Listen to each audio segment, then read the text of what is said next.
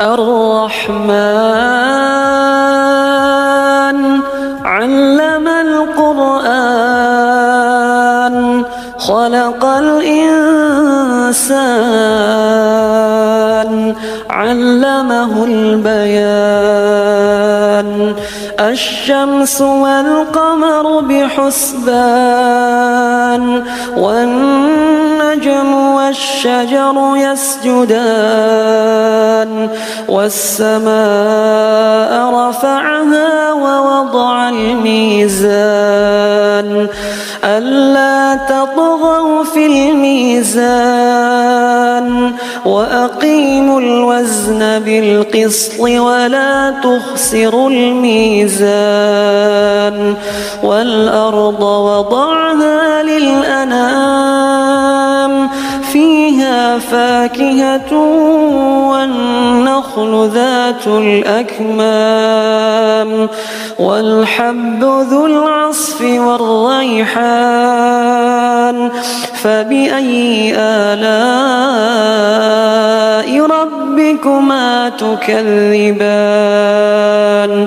خلق الإنسان من صلصال كالفخار وخلق الجان من مارج من نار فبأي آلاء ربكما تكذبان رب المشرقين ورب المغربين فبأي آلاء ربكما تكذبان مرج البحرين يلتقيان بينهما برزخ لا يبغيان فبأي آلاء ربكما تكذبان يخرج منهما اللؤلؤ والمرجان فبأي آلاء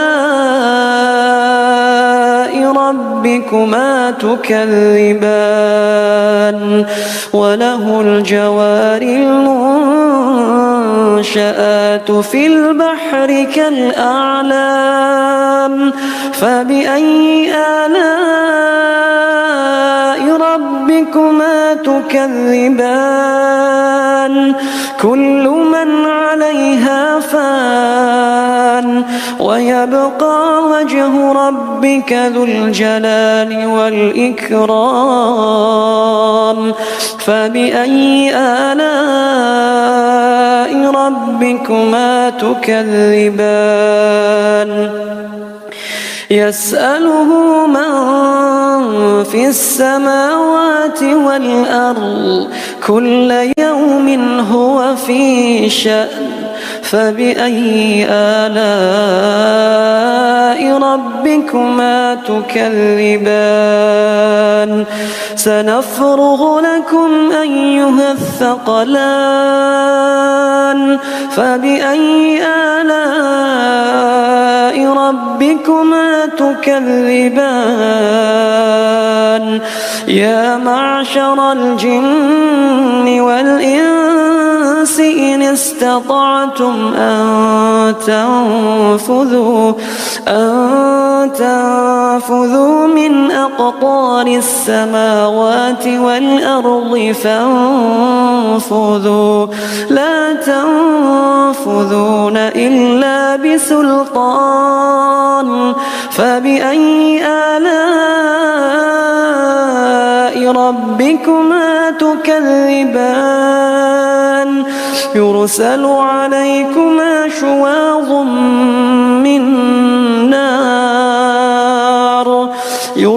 عليكما شواظ من نار ونحاس فلا تنتصران فبأي آلاء ربكما تكذبان فإذا انشقت السماء فكانت وردة كالدهان فبأي آلاء ربكما تكذبان فيومئذ لا يسأل عن ذنبه إنس ولا جان فبأي آلاء ربكما تكذبان يعرف المجرمون بسيماهم فيؤخذ بالنواصي والأقدام فبأي آلاء ربكما تكذبان